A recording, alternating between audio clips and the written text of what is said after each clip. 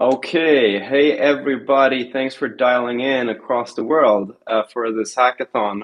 My name is Simon Olsen, and I'm happy to welcome you to one of the first hackathons that we do on design, which is fantastic, on art, which is very close to my heart. Uh, we have something like 700 people signed up for this event, 730, which is awesome to see, and we're really glad to welcome you to this event. So I'm Simon Olsen, and I'm part of the founding team here at LabLab and New Native AI, and we're very much looking forward to this weekend of hacking together with you. So just a short, brief intro in terms of what the event schedule looked like for the weekend. Today, we'll have a short introduction. We'll talk a little bit about lablab.ai. We'll also talk a little bit about New Native together with my other two co-founders, Matthias and Pavel. Then we will head on to the Stable Diffusion hackathon, just share some information that you probably already have seen on our website, but also how you get into the Discord, how you get matched with the team, and all that juicy stuff. Then we will have a little bit on the art competition, and we're very happy to be able to invite Scott Detweiler, who is an AI artist, or an artist that will do a little bit of a workshop on top of this to show you what's possible to do with Stable Diffusion, because it's crazy. I've used it. It's amazing. And then also, just to summarize everything up, in the end, we'll have a little bit of a chat to prepare you for your presentations on Sunday and let you on your way, basically. So that's for today. Tomorrow, one of my friends, Nino, who is the ex-chief digital officer of iSettle and PayPal, will join us for 30 minutes to share his story about how to work with design, how to think about it, and what he's up to nowadays. So that will be a super interesting chat, and we'll stream that at around 12 or noon CET. And then we'll move on to a short yoga break, which one of our lovely colleagues will host for you.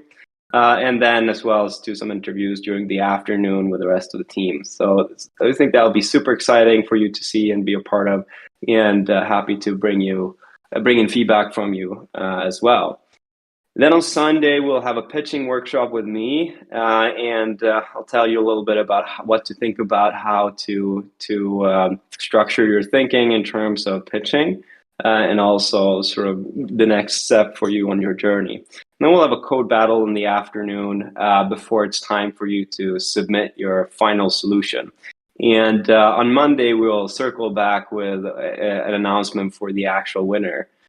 So that's the entire event in a nutshell. And with that, I would like to bring Pavel and Matthias on here to make some presentation. So happy to welcome you on, both Pavel and Matthias. Hi. Awesome. Hey there. Thank you so much, Simon, for the intro to the hackathon. Yes, it's great to see everybody again, and to welcome hundreds of people that are interested in Stable Diffusion and artificial intelligence. So it's, as Simon said, extremely exciting to have you. The technology of Stable Diffusion and transformers allows us to very, very rapidly create amazing solutions. And we've been waiting for a very long time to see AI come to this level where we can basically prompt large language models into creating whatever we dream of. And this is very much how I see it. So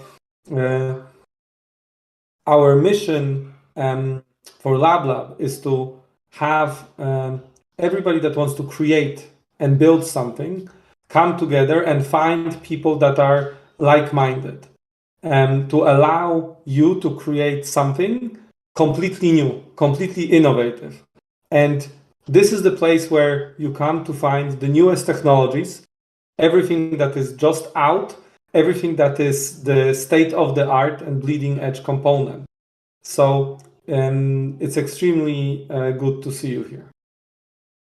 Yeah, I can just agree with what Pavel just said. Like, we simply want to create the best place online where people can come together and build with these technologies that right now are rewriting the way we both operate and build software. So we're trying to do curated lifting of technologies that we see are having a big impact.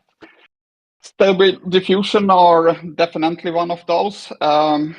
We discovered this project very, very early on, basically when early stages of OpenAI training DALI 2, they did some release of some libraries and algorithms they used. And in combination with that, we could see this, say, open source movement started to kind of replicate DALI 2. And it has progressed a lot since then. And we just quite recently had a release of Stable Diffusion 1.5 that have got additional training and additional capabilities to make sure there when you build or fine tune that you using 1.5 to really get those additional capabilities. And yes, we are looking for people both creating artwork, but also people that go deep and actually add the fine tuning to the model. We believe there is tons of interesting applications to make also for those that figure out like narrow areas to fine tune it on and use cases for it. I cannot wait until the day where we will be able to just highlight a part of an image with our finger and actually do an edit on top of that visual. I don't think it exists as of today. We currently need to kind of remove everything in that area. But I'm very sure somebody will figure this out in the near future, which will be awesome for all creatives, less awesome for Photoshop. But yeah, that's what I have to say about Stable Diffusion. And yes, we are super thrilled to have you all here, and we hope you will enjoy it and keep coming back and build with us, because we are in a truly amazing time in technology where the doors are really open to create a new generation of solutions and tech companies. Most of the things that exist today, we believe very soon will be replaced with solutions based on AI technology. All right, preaching done. So let's continue today, and we are available for you, myself, Matthias, the whole team, via Discord during the weekend and today. And it's an honor to have you join us and build together. And we hope that we will see crazy good submissions, crazy good submissions. So happy to have you here. Certainly, and I'm sure we will see some pretty awesome submissions, as we have been for the past couple of hacks as well. So I'm really looking forward to it. A couple of brief words on LabLab. Just as Matthias said, right, we are trying to make this the place where you come together and build. So it's important for us to make sure that we can bring you back. We really enjoy building together, so that's the core of what we're trying to achieve here. To do collaborations with different labs, AI labs across the world. And it's really the core of who we are. So yeah, super appreciative to that. A couple of words on New Native as well. We're trying to really solve big problems with New Native. LabLab is just one of the components to it. But we're really trying to capture a larger part of the AI market as of now, since it's really literally exploding. Just as Matthias said, I mean, it's crazy how technologies like AI and Stable Diffusion can make an impact on a lot of the bigger companies out there in the world, even Photoshop or Canva or other companies like that. So yeah, with that, let's move into just a couple of words on Stable Diffusion and Stability AI, which is the issuer of this model. And Stable Diffusion, as you probably know already, is a text-to-image model that is set out to really change the game here for a lot of big corporations and a lot of creators. Essentially being able to translate what you write in text into vivid images. And we have spent quite a lot of time to figure out how to make all the boilerplates, all the APIs, and all the other good stuff for you so that it becomes easy for you to get going. But big shout out to Stability and on this topic. So yeah, also, you know, it's not only Stability.ai that has made all of these, but we have had some engineers come together from Compass, from Stability, and then from Lion as well to build the entire model. And it's been released under a module called Creative ML Open Rail. And you can use it for basically both commercial and non-commercial means. So we're really happy to not only see pictures, but actual applications built on this. So that is something that we really will look for when we're assessing you guys on Sunday night and Monday morning. To get yourself started with this, you can check out our website. So if Kuba, perhaps you could just show people where to find it here. If you go to lablab.ai/technology or tutorials, then you'll find the setup here. So you can see tutorials up in the right-hand corner, and then you can click Stable Diffusion underneath it, and you'll have the entire reservoir here with information and how to get started with that. And if there's any question to it or anything that you need help with, just reach out to the team and we'll make sure that you'll get on your way. So you can ping anyone from LabLab and from UNative in terms of support to get started. So in terms of the challenge for this hackathon is to create an innovative solution using Stable Diffusion. And it means that you should show us how to make AI that's something, you know, drastically betters a problem.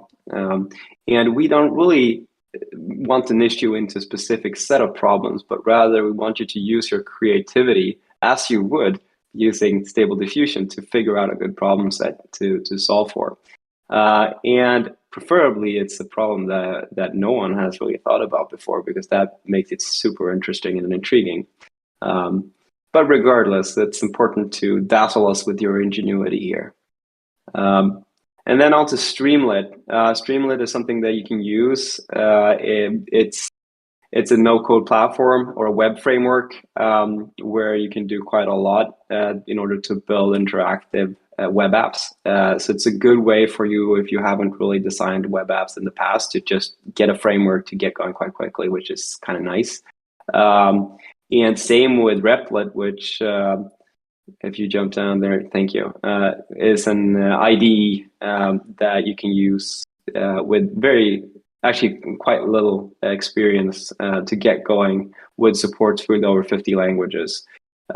So these can be found, I believe, on our website as well. And it's if you can't get access for them for any reasons, you reach out there as well. But it's good tools in order to get going quite quickly and not spend too much time away from the model, so to say.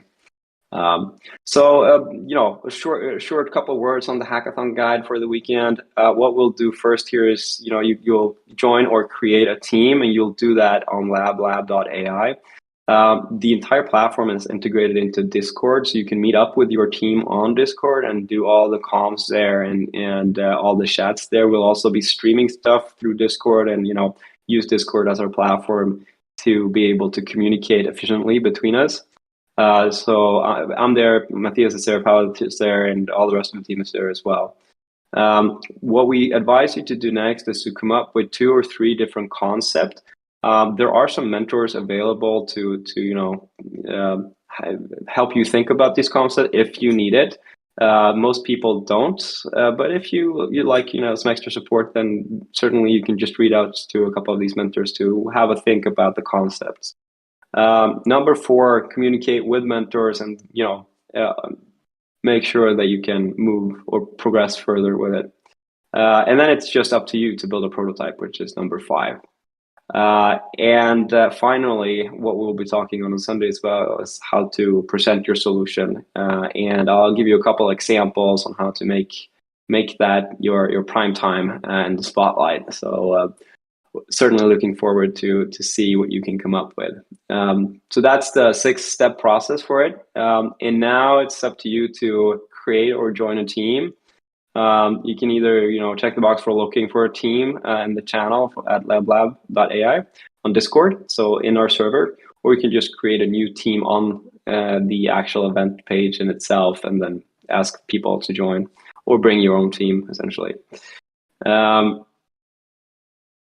So there you can directly connect to Discord from our website as well. So we have all the integrations already made for you, and it usually shows up in the right-hand corner of the website. So you can just click connect there, and you'll get all the perks and getting into Discord quite quickly.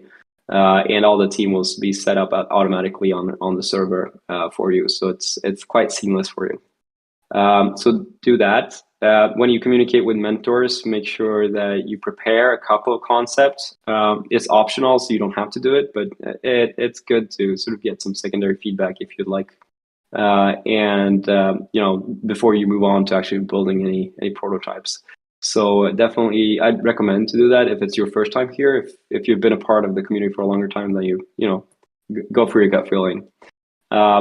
Mentors are available throughout the entire event, and you can reach them by using call for help in the team page, and then wait in your team's voice channel, basically, and mentors will jump in or flood your channel to support you. So that's basically it. I'd like to welcome you to our first Lab Art competition, and we'll bring along Marek to say some more words here. Hi, everyone. My name is Marek Martusewicz, and I'm a part of a LabLab team. And on the behalf of LabLab, I would like to welcome all of you to the first LabLab AI art competition. From our love and passion to AI and as well to AI art as well, we wanted to create the first competition, and briefly I will tell you something more about it, about rules. And so without any further ado, let's know terms and conditions, so everything will be clear. So the rules are, of course, all of the rules you can find on our Stable Diffusion Hackathon website. If you scroll down on the Hackathon website, Kuba, can you go to Hackathon website? And if you scroll down, yes, here, and you scroll down to the bottom, you will see the schedule, event schedule, and here you see a little bit to the top. Yes, here you will see in our short description there is a start of the first LabLab AI art competition. And over there, you will see a link. Yes, exactly here. And if you click this link, if you follow this link, you will see all of the rules. So if you have any questions, everything will be there. And yes, it looks this way. And as we go back to presentation, okay, so as it's a first AI art, can we go back one slide? As it's the first AI art competition, every one of you can submit only one artwork, and this artwork has to be generated with any AI tool. And of course, as you are submitting an artwork, you have to have all of the copyrights to it, as we want to reward your artwork, not someone else's. And what's more, Submission starts today at 8 p.m. GMT +1 time zone, and we will accept them till tomorrow 11 p.m. 59 the same time zone. And what's more, all of the submissions must be sent to email address first.ai.art.competition@lablab.ai. And every submission has to be titled the same way, so it will be easiest for us to identify later on the author and to verify all of the artworks. So as you will create the art, as you submit, you have to have first your name or alias of the artist. Also, in the file's name, you will have to name the prompt you use or the title you gave to your artwork. And the third part will be the name of the tool. So let's see example how to do it. So for example, this one will be titled it's hidden. Just give me a second. Because you will see this thing in, of course, in the our rules. But so this artwork will be titled Nasty Gold Prospector Finding His Gold Piece, Modern Technological Style, Mid-Journey. So basically, first you have your name, then the prompt or the title of your work, and then at the end your artwork. The technology, the tool you used for it. And last thing, of course, there will be prize. We, the LabLab team, LabLab AI team, will choose the winning from all of the submissions, winning artwork, and then we will promote it in our social media. We will give opportunity for the artist to show even up to 5 more of his works. So that's all from me. I wish you all of the contestants good luck, and just remember that all of the submissions can be accepted only till the end of Saturday, tomorrow. So thank you very much, and back to Simon. Thank you, Marek. Thank you so much. Before we invite Scott, we should go through the remaining material here down below. So just to say some more things on terms of your presentation, it's important for you to just rethink through your concept and understanding of how to present this. But we've prepared a couple of things that it should include from our perspective. And like Marek partially said, we want to know what you have built. We want a demo of your actual prototype, preferably in a video format, so we can just see it properly and how it works. And then also the process of building the prototype, as well as a business plan. You don't have to have that, but it's good to have, right? So something to keep in mind when you present, so it becomes stringent and not just a nice artwork. Then further down below, if we go down further, you can upload the video here through submissions on our website, so lablab.ai. In your team page, there is a submission button there. The video can max be 5 minutes. Usually, you don't have to use the entire time, and there's no, preferably somewhere around 2.5 minutes, something like that, just to make sure that the story is cohesive and it's crisp and it's easy to understand. In terms of evaluation criteria, we look at a couple of things, right? We look at the degree of completion. So how far are you actually and how far have you come? The presentation style, if it makes sense, if it's coherent and that we can understand what you're trying to present. And then also applicability, right? Is this something that is applicable on a larger tool set? Is the problem super niche, so it's only applicable to you? We want just to understand what the scale of it is actually. And then also the degree of originality and innovation. How original is the idea? So that's certainly something that we keep in mind when we evaluate. Also, the realistic capability or technology that you're using and how you sort of bundle it all together.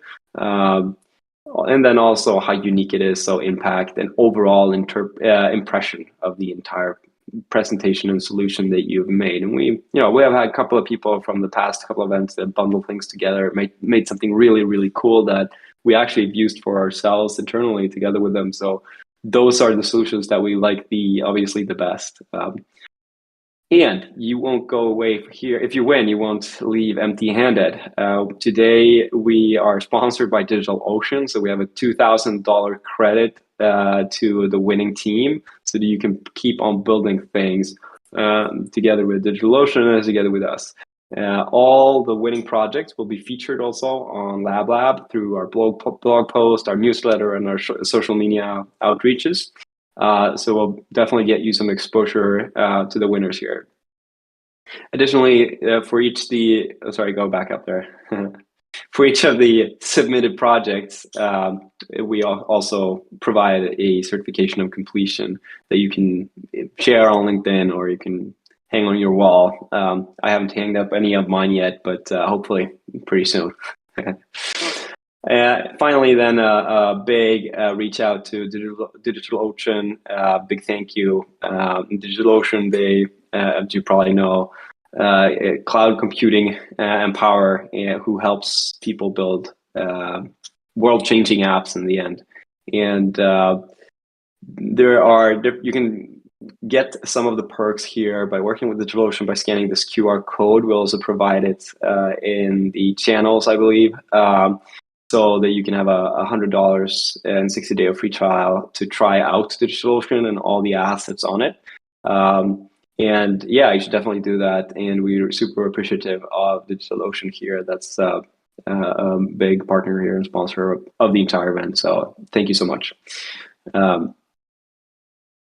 Finally, okay, if you need any additional help, you can go to either LabLab on Discord and do the hashtag transforming transformers channel, or you can go hashtag I need help channel, or you can DM either Nastasia or anyone else in the lablab.ai channel. Sorry to interrupt you, just Simon. Here's a small mistake. Of course, it's not transforming transformers. It's a Stable Diffusion channel on Discord.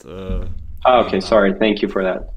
So it's not transforming transformers, but the Stable Diffusion hashtag. So you can go and check that out. It'll show up in the left hand column anyway for you. So you can definitely see it there. Okay. Then I wish you a very good luck, have fun, and build something that dazzles me, because I'll be looking into all of the submissions later this weekend. So it'll be super fun. That's all you'll hear from me, and I'll leave over now to our workshop, our artist. Yeah. Let's see if we have him here. If we can get him on. Yes, hello, we have... Do we have Scott on? Yes. Can you hear us? Yeah, I can hear you guys just great. Awesome. Yes. Welcome, Scott. Very happy to have you here. I'm super curious how I actually pronounce your name right. Is it Scott Detweiler? Correct, yeah. Okay, cool. Well, very happy to have you, and looking forward to this workshop together with you. It'll be super interesting. We hope so. No, I know so. But I'll leave it up to you to take it further. And a warm welcome to you. And let's go. Thank you.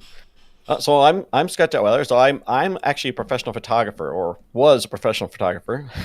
I have been for probably 5 or 6 years. Before that, I was a software engineer. I was an architect for big companies like Xerox and quite a few others for about, say, 20 some odd years, and retired from that and decided to do photography and visual imagery. just for giggles. And this kind of happened, which I'm really excited about. It's the marriage of my two favorite things, is technology and imagery. So I've kind of got back out of the being a photographer type of thing and now leaning back toward technology, but I want to smash the two together. So as a photographer, I'm actually pretty well known. I just got lucky. And there's a big author named Nora Roberts who has like 500 some odd million books in print, and she bought a couple of my images for book covers, which kind of put me on the map. So I teach, just travel around the United States here and teach, because you can see it's day here. It's about 11:30 a.m. So I teach photography, lighting, posing, and then composition. So how to compose the images so they look really nice, everything from color theory to kind of placement of objects, creating emotion or controlling emotion of the viewer, things like this. And part of that is why this is so intriguing to me, because a lot of the AI imagery is so close to the mark right away, where I think a lot of photographers struggle through trying to compose something. You've got your rule of thirds, which is a horrific example of how to compose something, or you've got your rule of phi, or your golden ratio, your Fibonacci. These types of things are what your traditional artists, your painters of old would use, and that's a much better way to lay out or compose an image. So I'm really excited about this kind of thing. Now, to complicate my life a little bit more, I actually started at Stability AI today. Yesterday, I started it kind of officially, but today was my onboarding. And obviously, I really can't talk about anything in there that I'm seeing or doing, other than I'm the lead for QA. So I've done QA as a kind of a lead for it, and then moved into directorship over time. So I professionally break things, is the way you look at it, and then come up with ways to track, the customer satisfaction with those things, the quality of what's produced, and so on. There's a lot of really great things that this company has, and they are way ahead of where I expected them to be. So I'm very, very pleased with everything I've discovered. And obviously, I've only been there a day so far, but the whole process for onboarding and everything else is really great. And they do have open positions, by the way. So check their board to see what they're looking for. But what I want to talk to you today about is, I think, kind of where I come from and what I am looking for in these tools, and what motivates me and moves me forward with kind of my visual imagery. So I'm going to share my screen to kind of give you an idea of where I come from. And you may always feel free to interrupt me if there are questions as we're going. Because this is kind of, that's what this, I want this to be kind of a question answer, so I can help drive whatever you guys feel you need to do through what I have to show. So feel free to interrupt me as we go. So my website wise, I'll just toss that up on my screen here, and we'll share screen. This is my website. So this is the type of work that I have been creating for a few years now. So a lot of Photoshop. I've known Photoshop for a long time, and very comfortable with that, as well as other painting applications like Rebel or Corel Painter, Art Rage, and Krita. So a lot of really great applications out there. And I've even seen, obviously, Stable Diffusion now has a plugin for Krita. Although Krita, being free, is very exciting for a lot of people, but it is not. It does not have the same market impact as other products would be. Say Rebel 5, for example, has I think pretty much equal to, but it's growing a lot faster, I think, than Krita is. Corel Painter is considered the base for everything as far as painterly products go. So if you're looking for a natural art simulation, so your person likes to paint with a brush or a marker, that product is the king. But it's Corel, and Corel is the same people who are keeping the product like WordPerfect alive, which probably should have died a long time ago. So not really a product that I think an API would be appropriate for or to talk to. I wouldn't even think they know how to do that.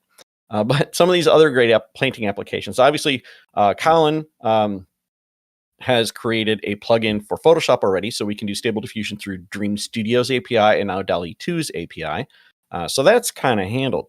The problem I think that we're encountering, and the problems that I encounter, is when I'm trying to create the imagery that I want to create inside of Stable Diffusion. And here are a few things that I've created in Stable Diffusion. These are pure generations. So these are from one prompt, and they have not been modified yet. So these are the ones that I have kind of cherry picked and said, these are the ones I want to work with and kind of take to the next level. I'm not satisfied with just creating a single prompted universe. So to me, I see some people have great satisfaction with it. And when they're done with it, they do one prompt and they're like, okay, I'm done. I made art. And I'm like, well, I think the part of the fun of it, and as a photographer, some people say, well, you're a good photographer. I say, well, I don't know that I'm as happy being a photographer as I am happy being in Photoshop. Like, I'm torn. I like both.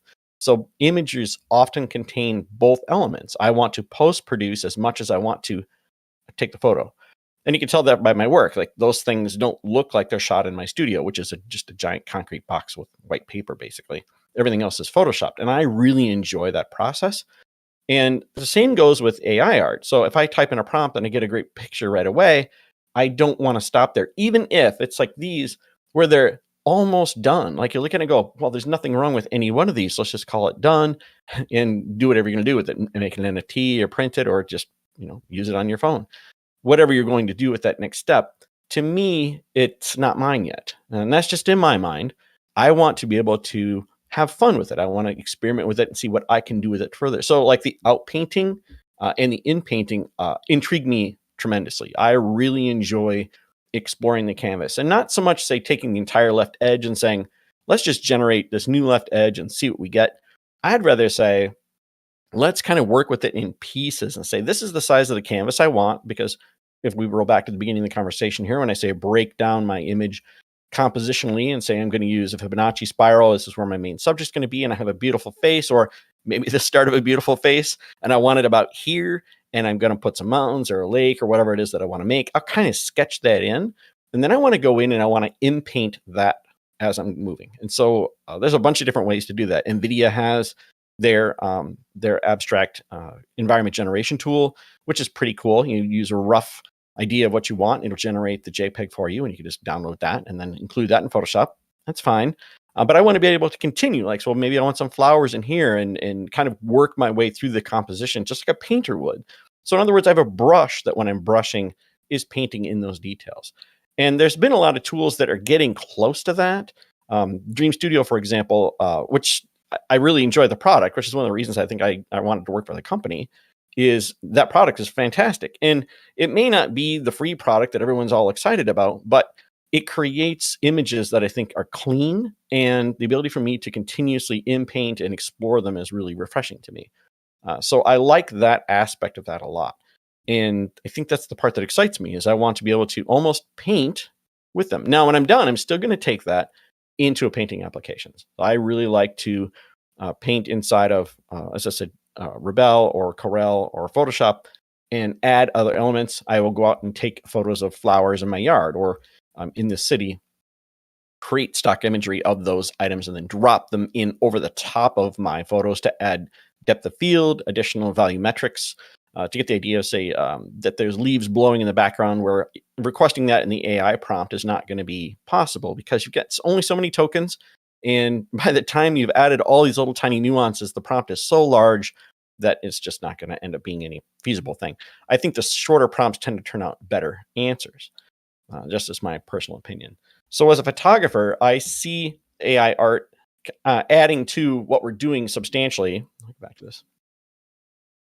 There we go. I see the AI art adding to that substantially in us being able to take imagery that we photograph and then augment it with AI generated items. So if I shoot, say, a really common example be a bride. So we go out and photograph a bride, and she's beautiful, but the day isn't great. And you say, well, I wish there were some flowering trees, or maybe she's on, just in a city, and you say, I wish she would be on some big manor house in England that no longer exists in the 1500s. You could do that. And kind of those tools, or that method right now, is in its infancy. It's difficult to use. The masking and some of that has come a long way. There's a couple different masking tools now that work with the automatic 1111 example that work pretty well, but the ability to, say, pass objects in front of or create a depth of field is probably my biggest pain right now, because we have no transparency. You want to be a rock star at this. If you guys are looking for something wildly fantastic, the ability to create, like, just a good example, field of flowers with a transparency so that I can place it in front of something would be nutty. Like, that would be wow factor kind of stuff for me, because I'm trying to take and incorporate an image And again, the process of me building it makes me happy. I'm that oddball who likes to play inside of Photoshop, and it's relaxing to me. It's kind of akin to taking painting and paintbrush and just painting on an easel, except I get to do it digitally. So that's my diatribe for the moment. Any questions on that whole rant? Currently, we don't have any questions on the Twitch chat, so I assume everything was clear so far. Okay. So give me some examples of some of the challenges you guys think that we're facing that perhaps I might be able to answer. Like, are there some things that you're wondering, is this a good direction? Are these some ideas that we're having? Bounce it off of me and see, where I end with it. This thing is moving so fast, which I just find amazing. You think of how many releases of software how many releases a piece of software has over the course of a year, and you may get one or two, and now we're looking at one or two a day. Just the pace of development is just staggering, and I love it. It's moving so quickly, but there's not a lot of love for it too in some industries. The art industry in general, I think, kind of looks downward at it because I don't think they understand it yet. They still think it's a copyright violation, and they misunderstand how diffusion works. Or in the photography industry, they're upset because they're like, well, can we copyright imagery that is all digital or mostly digital, with the exception of just the photograph of the person in it? There's a lot of challenges we have legally through this whole thing too that I think are complicating things, or making it more difficult. If this was just acceptable to everyone, this would be a lot easier. But right now we've got this strange, like, what do you want to do with it? How you want to handle it? The other aspect of this is the sale, or what you do with it. I kind of mentioned that earlier. I'm like, so you create this great piece of work. You prompted it, or you've played with it in Photoshop, or whatever you've done. You have now a piece that is finished. Like, all the hands look real, the faces are good, everything is fine. What are you going to do with it now? I think that's the next challenge. Is right now, so we're just kind of creating it. And I don't know how many thousands you have on your hard drive, but I have a lot of them on here, and it's a matter of what to do with them. So some thoughts on that. Just because I'm waiting for some questions from you guys too, but I'll just kind of give you my thoughts on that. So I actually hang things in galleries. So I have galleries that carry my work, and then those galleries sell the art. Then it's printed on canvases or metal or print. And note that galleries typically take between 30 and 50% of the commission for the piece. So you have to print them very nicely. I mean, you can't use like a discount lab or something like that for printing, or you can't print them yourself. You have to pay somebody to print them very nicely. So it's going to cost some money, but then you can also move that piece for a lot more money. So a gallery can sell a piece of photography for me from anywhere from, say, $750 to $3,500 US. Now note that they still get to keep 30 to 50% of that, because that's how galleries stay awake. And obviously do the business, feed their families. Then selling things online, which I'm not as excited about, but I think there's room for that. Easily room for that right now. So you guys are all on the cusp of this. This is just starting out, and the general population still kind of has an idea that it's happening, but hasn't really kind of looked at it. And I think that's awesome. I mean, to say this is so early on in this process, selling that art online, I think, is a pretty good opportunity right now. And then the whole NFT thing with the crypto market doing whatever the crypto market is doing on any given day is a little bit more difficult.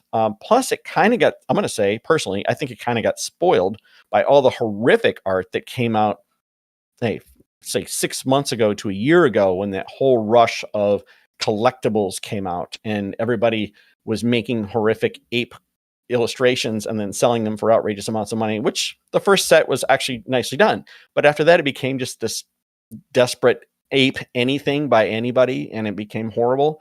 It is now harder for us to create good art and now take it into that market, because if you look at places like OpenSea, they're so buried with horrible art that now if you create something fantastic inside of your AI, you try and upload it, it's now one of 25 million images that are now stuck on there. So had this happened before the other one, I think the whole NFT market space would look a lot more different than it does today, just in my humble opinion. So.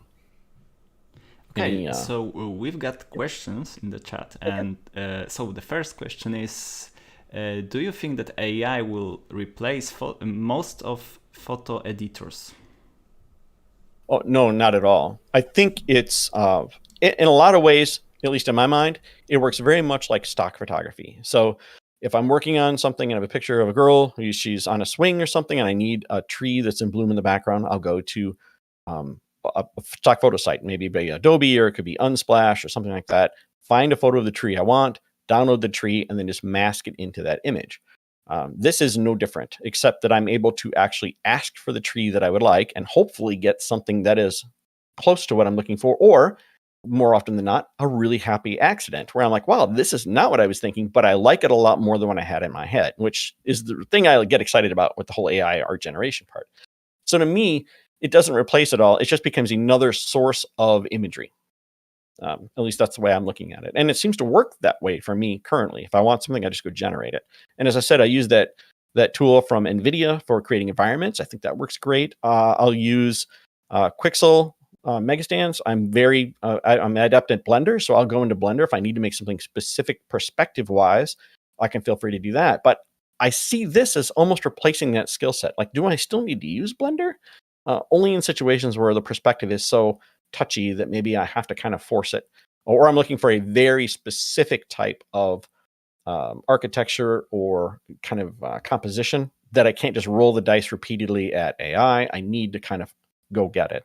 I tell a lot of people, like when you're making AI art and you're asking for something because you know in your head exactly the image you want, don't prompt it. Just pick up a pen or pencil or a paintbrush and go make it. Like, that skill isn't dead at all. But it's the happy accident generator that AI art is, I think, is the part that it's helping artists skip the ideation and sketch phase. So when we're creating much bigger pieces and we want some specific piece of art because we have an idea, this kind of helps us give us ideas when we get stuck. I know if you draw or you paint, you're like, what do I draw? I don't know what to draw today. Well, that just got solved. So finding something here and then taking it and learning from it or augmenting it, I think, is really exciting. Thank you for that. Another person is asking if you could reveal some really good prompt insights. What's the keywords that create awesomeness? So I'm a big fan of short prompts. I think almost every one of these is under 15 words. I laugh really hard when I see a lot of people who use all the negative prompts, like the disfigured or long neck or ugly bad art. And they have this huge list of negative prompts. Those don't do anything, really, because if you think about it, like when we get two heads, for example, if you know why that happens, you've got two grids of 512, let's say, for example, or 256 or whatever you're using as your base size, and you're asking for something that's taller. It's making two images on top of each other, so you're getting two heads, but you're asking for one head. It still sees only one head, but it sees one head twice. So I think those really long negative prompts really don't do anything. And if you remove them, bet you get kind of the same amount of accidents where those ugly hands or whatever happen. The whole hand thing drives me absolutely nuts, as I'm sure it does everybody else. That's the thing right now that I have to go and handle, pun intended. So I have to go and get those. And DALL-E actually right now is very good at hands. So sometimes I use that as my panacea for, disfigured limbs or what have you. As far as other prompts go, keeping them short helps. Obviously, knowing the priority of your prompt. So you've got, stronger words on the left versus the right. So being able to move your prompt or moving your words in amongst its brethren to decide whether you want to turn the volume up on a term or down on a term is helpful. I tend to also look at the artists as I never want one artist. Like I see this whole Greg Rutkowski and Alphonse Mucha thing. They're very different artists and their work is very different. The combination of the two doesn't look like either one, but the combination of the two is kind of overdone right now. So I don't use either one of those two artists. Now, I do like their work independently, but I always use more than one artist as well, because I think that this is a really great way to irritate the world right now and to imitate someone's work. I've seen some models that have come out that, like the Disney model, for example, that's only going to get you in trouble. Because yes, it's cute and everything, but now you're looking at a logistical problem, a legal problem, I should say, where if you're smashing together multiple artists that you enjoy their work, you're going to create an amalgamation which is refreshing and won't look like everyone else's work, and then no one will ever know who those artists are. I think one of the coolest ways to do this is to take an artist that does a specific thing. Let's say architecture. You have an artist that you really love, or a photographer who does architecture, and that's all they really do. So when you're trying to make a photo of, say, a portrait of a woman, and you're using that artist, you're going to find it difficult to get a woman out of that. You're going to end up getting buildings because that person doesn't draw women. So combining them together with somebody who maybe draws women and someone who does architecture, you get this really weird situation where you'll get lots of buildings, and all of a sudden you'll get one picture that'll have a woman in it. And I find those to be the more interesting ones. Like they pop up all of a sudden. You're like, well, I don't know where that head came from, but it's like the most beautiful face. So I have this whole collection, like we talked about earlier about the double head thing. I have a whole collection of those because those heads are both rendered at the maximum resolution of that area of the diffusion. So they look fantastic. So when you get that one where they're full body, but they're smaller in the frame and their face is all messed up, like grabbing one of those larger heads and scaling it down and fixing it on there, it's one of the things that we fix. Inpainting at full resolution tends to help with that as well. But again, masking becomes a problem. You get the head looking the wrong direction, or it just it's bigger than the mask area that needs to be. Some of those are common problems right now, I think, that everyone's running into. Masking hands and masking faces is pretty much everybody's problem right now. At least my opinion. Yes, so you mentioned about hands that look far from perfect, and also someone in the chat mentioned that faces look as if they are glitched, right? And do you have an answer to the question, why does it happen?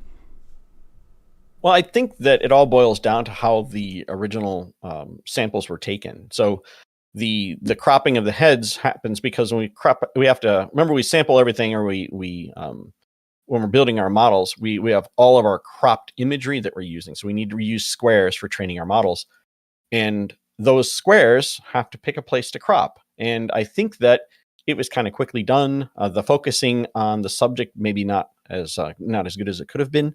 So the face obviously was maybe fine, mostly in frame, but the top of the head was always lost. Or if the person's smaller in the frame, it's just a matter of resolution at that point.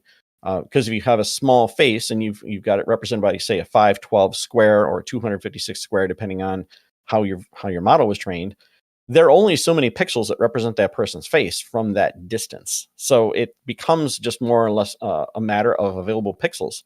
And so the smaller the person is, the weirder their body is going to get, because we don't have the pixels to represent the human proportion properly. At least that's my theory on this. When you get a face that almost fills the entire frame, I think it turns out to be pretty nice. Like any of these here turn out pretty nice, but they're also taller. And I find that you roll the risk of making the taking it away from the square and rolling it into a more portrait or landscape oriented image. You end up with duplicates, which again, I don't tend to throw them away because they tend to be, again, full resolution, even if the two of them are in the same frame. But again, how often does that happen? Maybe 20 or 30% of the time. And there's a high res fix available with the automatic 1111 version, for example, which makes kind of a blurry first attempt at using a low resolution model where it doesn't expect there to be two stacked samples. And then it just kind of takes it increases the size of that latent space and then goes back and tries to resample it. That seems to work pretty well, but now we have to sample images twice in order to get there. And I don't know that it works all the time either, because sometimes I'll see the first image pop up and it's not one that has an error, but it's really good. And then it gets completely re-rolled by the sampler running it through the second time. So I think that the cropping of the original trained models was really the issue, and it cropped a lot of heads off. Same with full bodies. You don't see a lot of full bodies that are practically They're not anatomically. They're just not anatomically correct because, again, how they were cropped and going through that whole mess. I think that as this progresses and we're able to sample larger models, for example, or have larger samples into our models, this won't become as big of an issue. But upscaling right now is a matter of trying to add details that were missing in the original. And that's really a problem, especially, again, that figure that's so small in the frame, but it's beautiful. Like the rest of the scene is great, and you got this twisted thing. Yeah, that's tough. But again, it's resolution. You just don't have it. Now these are obviously I am not doing the AI work. So these are my guesses, and or at least how I'm fielding how things are working. So don't take that as law. There, this is just my guess or my interpretation of where this comes from. Thank you for that. Another question is, have you ever counted how much time using AI saves you every day? I have not. I don't know that it saves me any time right now.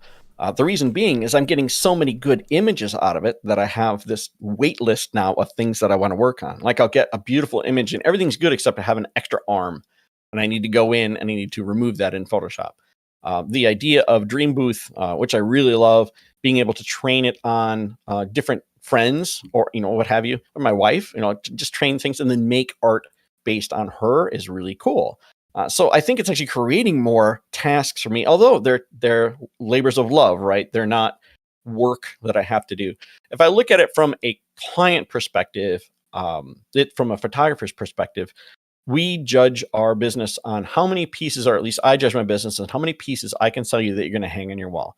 So say I take a picture of you and your family, or you and your dog, or you and your girlfriend or wife, and hang it on the wall.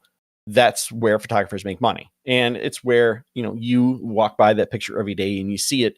It's your wife and your husband, or it's your life, and you get to see it on the wall.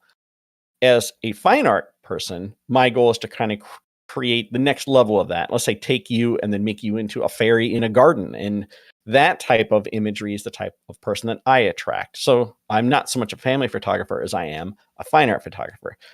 A lot of my clients are women who have breast cancer diagnosis, and they come to me to have the photo shoot before they go through that horrible surgery and life-changing event. And oftentimes that involves creating some really interesting art that's going to hang on the wall forever. And I want those to be fantastic. And the ability for AI to kind of hand me stock imagery or ideas that I had never had or would never have had opens the door for me to sell more products. So at the end of the day, it's making more work for me, but it's giving me ability to make art that I would never have been able to, or probably would not have thought of. But it is saving me time from the aspect of generating the kind of the sketch, the rough outline of where I want to go. It's that whole, I don't know what to draw today, gets solved for me a lot of time. That I don't think there's going to be such a thing as a painter's creative block or an artist's creative block ever again at this point. Because if you don't know what you want to make, it's like, I don't know what to prompt. Well, there are now random cards or random wild cards. There's a randomization scripts that run inside of all these things that I don't know what to make. Well, let's just make some stuff, and then something will pop up that's inspirational, and then you can go from there. And that's one of the things I do on my YouTube channel is I just kind of like sit there and I'm like, I don't know what I want to do today, but we're going to try and work our way through some sort of AI art challenge I've given myself or I'm part of. And it's that part that I really enjoy. I don't think it saves me any time. Another question is, where can we use AI generated artworks? Board games or computer games seems obvious. Do you have any other on mind? Well, a couple things to keep in mind there. So board games themselves, I do not believe you can copyright the game itself, how it works, its mechanics. Like, for example, I'm working on a custom Catan board now. I have a laser cutter and I'm kind of making some projects with that. Those are all things that I've made. I haven't made inside of AI art yet, but there's ideas in there of things I want to do with AI and the laser cutter, which is a whole different world I want to explore. But you can copyright the mechanics of a game and not the imagery. So be able to take that and make something you write. That is a great idea.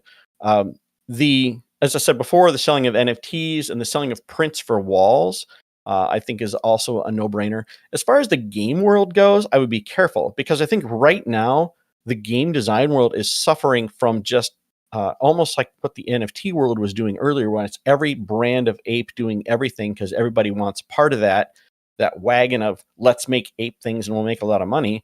So it's like icons for guns, for example. I've seen a guy upload, he's like, here, I have 22,000 images of icons for guns that I made in Midjourney. And people are like, great, just another mess that someone's going to upload in there. And then we have to sort through this whole morass of trash. instead of it being something that was well thought out, meticulously, done, and say these, go through that again, quality aspects of this. Is this the best icon for gun? Is this the best icon for gun? And go through it meticulously isn't happening right now. So I think my biggest fear is that we all have these really great ideas for things, but it's being crowded by all these people that just upload trash, and you're not going to see the forest for the trees. It's going to be very difficult to garner someone's attention and say, I took time to make these, and now they're really quality things. You're kind of getting lost in that. And that's one of my bigger fears with this. AI is so attainable, and it allows anybody to really create anything, that there's going to be people who take time to make something quality and to think through their prompt. And there's going to be that group of people that don't. What prompt did you use? Use the same prompt and just generate 25,000 more of those and upload them. That's a battle we're going to be having. The ability to kind of grade through the quality of these things. So no matter what industry you attempt to move your AI art in, you're going to have that same group of people that are just uploading as fast as they can and not as carefully as they can. Same with photography. You have a lot of people who they take every photo. If you look at my website, I have a lot of photos in the front of my website. Now, that's because I've been doing it a long time. But if you look at a lot of other photographers, they also have a lot of photos in their website. And this is an important point. Don't show work that isn't your best work. So a lot of photographers are like, well, I don't have a black and white in the front of my website, so I just grab this one, which is the best one I have, even though it's not great, but it now shows I shoot black and white photography. And I think that's exactly the wrong way to look at it. You're looking at like, now you're showing a photo or an object that is mediocre, and you're saying, hey, look, I can make black and white mediocre images, is the way you're looking at it. So when the AI universe, when we're looking at this, if you look at my Twitter feed, for example, it's all highly polished, thought through pieces of work that I have photoshopped and taken my time. And maybe it came out really great from AI to begin with, and I could have run with it. That's the type of thing, and the only type of thing I will ever show. All the other stuff on my hard drive that I started saving, I look back like, a month or 2 months ago when I was just starting with Midjourney, and I look at some of the stuff I saved going, wow, this is really great. This is really great. And I look back now and I'm like, why did I save this? That growth thing, being careful and creating a portfolio of only your best work is critical, and to continuously reevaluate that. Because if you're going to take it and do something with it, if you're looking to grow as a career in game design or texture design, textiles, creating patterns for fabrics is another huge opportunity, because that's done all the time. And like, I live very close to a company called Kohl's, which has stores throughout the United States. I'm not really sure if they're in Europe or elsewhere in the world. But they have thousands of stores, and they have a lot of fabric designers and textile designers on staff. And I think this adds opportunity to them to say, hey, I want to try and create some new things in that area. So anything physical, from wallpaper design to fabrics to, there's a website called Spoonflower, and Spoonflower will let you upload an image, and then they will turn and make it into a fabric that you can then sew. So that's pretty cool. There's a lot of really neat opportunities out there. I'm sure that I'll think of more over time, but again, this is just the start of where we are now. We're visual, but you've got other systems that are doing sound and songs that are coming soon. You could see Emad from Stable AI gets all excited when he talks about it during his casts. He's got a lot of other areas he's trying to grow this, and protein folding as well. Well, that's creating of DNA solutions for world's medical problems, and that's been around for a long time, and something again only a human could do. So just outside of, don't just think of sort of an AI art. There's a lot of other AI areas that same skill set, even though it's not visual, it's the same skill set being applied in different ways or different permutations. So there's a lot of room for people who have skills in this area. So don't just think just visually. There's a lot of other places where this could be very handy. Thank you. Another question. What do you think about AI interpreting your texts or idea that you give to it? Do you get what you had in mind right away, or always have to try many times to get it right? I think I've gotten better. I do love, as I said, I love the happy accident of it gives me something I did not expect. I really enjoy that. And again, normally that's my choice of artist as it comes down to. I picked an artist whose style I enjoy, but maybe they don't make the type of object that I'm getting, or the type of object that I want, and I end up getting a permutation of that. But I like that happy accident. I'm getting better at it. I think when I first started out, because Midjourney was also very new, and that was the first one I think most of us, learned about this, unless you were a Disco Diffusion user. You kind of started out, put in some stuff, and you got some answers, and you just kept adding to it. And I think now I've gotten more into a subtractive mode to say, I'm accepting that I'm not going to get exactly what I want, because if I know what I want, I should just go paint it.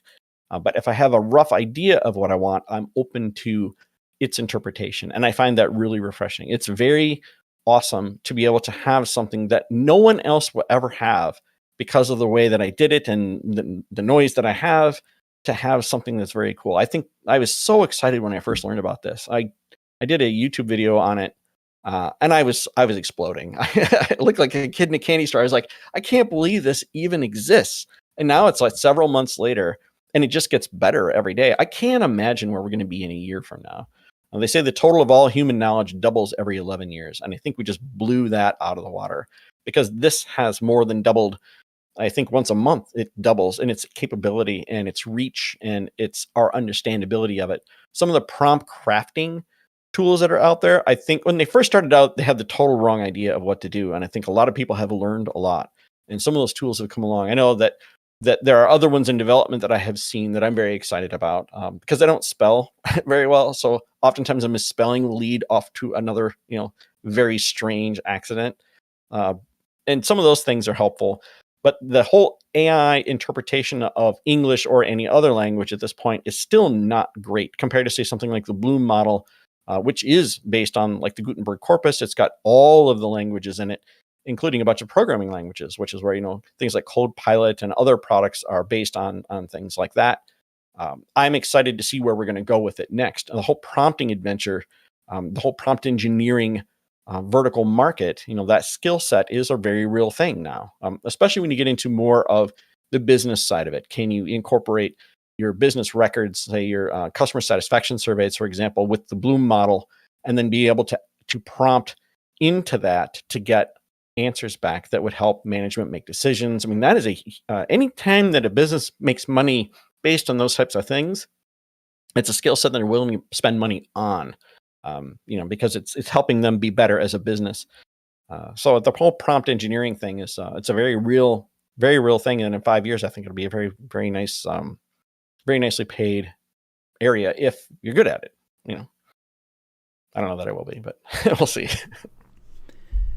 While mentioning prompt engineering, I would like to redirect our viewers to our Stable Diffusion website, where we linked to the submission from previous hackathon, where a winner created a prompt engineering tool with Cohere's API. So this tool is meant for you to learn to be better prompt engineer while using Stable Diffusion. And another question. We've seen more and more music videos created with AI, even by Die Antwoord. Do you think it's just a moment trend, or it will be a new thing in the creative industry? I think right now we're excited about it because it is new. As it gets to be more and more out there, I think we're going to get tired of it. Unless, and I'm sure this will happen, we end up with something that is even more exciting or interesting than it is today. Like, it's very cool right now, but I'm already kind of getting tired of them. The interpretation of the original video to the AI augmented version is interesting. But there has to be something else in there to cause me to say, this is something that, again, what can I do with it? I don't just play with this art for my sake. I mean, I do, but not full time. This is my full-time job. For years now has been creating visual imagery, and that feeds my family, pays my car payment, pays my house payment. Making videos that are really interesting with like Deforum or any of the other tools that are out there is fine, but you also have to be aware that at some point someone has to do this and make a living from it. What do those look like? And I think that's when we're going to really start to see this grow and mature quicker. Because right now it's just fun to play with, but no one's really making money at it. Or at least some people are probably making money at it. But we're all in a position right now, we're early enough in the game that we can. But be careful with adapting that and thinking that's not going to change, because it has to change. It's already kind of, as I say, it's kind of already kind of looking somewhat the same to me. That's again, that's my personal opinion on it. I think there's definitely room for it, but it's how do you make money on who makes money on it, and how those people you get their attention, and what products you can make that make them make money. Because then they can pay you from it. Thank you. It would be mindful of time too. I don't know how much time we have left. Yes, let's make it our last question. Do you have a blog post or YouTube video that mentions what tools you use for AI arts that you create? I have not done one. Most of the time I use either Dream Studio, Midjourney, or the automatic 1111 local installation. Those three are my main ones. Well, and there's also the NVIDIA, I forget the name of that tool, but it just creates environments, and it does a very, very nice job at it. Those are my primary tools at this time, but I'm always exploring new ones because new ones are coming out every day. There's something new to look at. New extensions for the automatic 1111. There's things coming out for Dream Studio that I think are going to be great. There's a lot of tools that, this industry is moving so fast. But again, to me, it's not done with the prompt. Like I always want to play with it next. So it'd be Photoshop, it'd be Rebel 5, it would be Krita. Trying to think of other ones that I use, but those are my big ones that I tend to go for. Thank you. Do you have something you would like to promote or any closing remarks of your talk? I'm sure everyone loved your answers. I personally really enjoyed your talk now. So yes, please, if you would like to direct somewhere our viewers to check out your work, feel free. Yeah, well, my YouTube channel is probably the best place to find with me and interact with me. When I'm sitting there and I'm arguing with an image, I'm trying to get something out of it. To watch me fight with it in Photoshop is somewhat entertaining, because they're not always wins, right? So sometimes that failure, well, all the time that failure is a learning prompt, right? The ability to learn from something you've messed up or weren't able to get what you wanted. So yeah, my YouTube channel is where I would push everybody to. That's really easy to find. It's just my name. So if you just search for Scott.Weiler on YouTube, that should pop up. I look like the bald guy. Thank you. We'll post it for sure in the Hackathon channel, and everybody will be able to check it out. So that's it for today, everyone. Thanks everyone for listening. Now we'll move in all the communication to Hackathon Discord channel. Okay. Do we have anyone left in this channel? Yes. Any closing remarks from Simon or Pavel? If you have any closing remarks now, please show up. You muted? We don't hear you.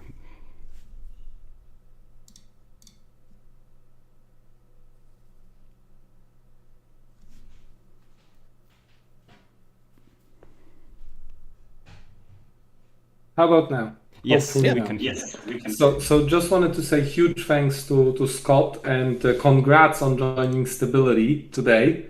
And I believe this will be a mark of a beautiful journey for all of us. We believe that we'll have a lot of apps built, a lot of prototypes built, and we'll make sure to share them with Stability. So I think that is really good for people joining. We have over 700 people that signed up to build. Awesome. So 700 of the super early adopters of AI technology. And I am excited to see what will be at the other side of this rainbow. And that pot of gold will share with Stability AI and with Scott. And hopefully have you on for another session where you can have a look at the submissions and actually maybe even comment on them or see how good they are. And that would be awesome. That would be great. I would love that. So that's a date. Great. Love it. Thank you very much for your time today. Thank you. Thanks for having me on. I appreciate it. That was great. I know Simon's here, but to everybody, thank you very much. Go build, check everything out. The API is ready for you. All of the tutorials, all of the boilerplates, all the mentors are here. And so we have a huge, excited team that will take care of you, and go build great stuff. Thank you. Goodbye. Thank you, guys. All right, take care. Have a great weekend. Have a builders weekend. That's what's going on here right now. It's like a gaming weekend. It's awesome. Have fun. It is. Bye. Bye-bye.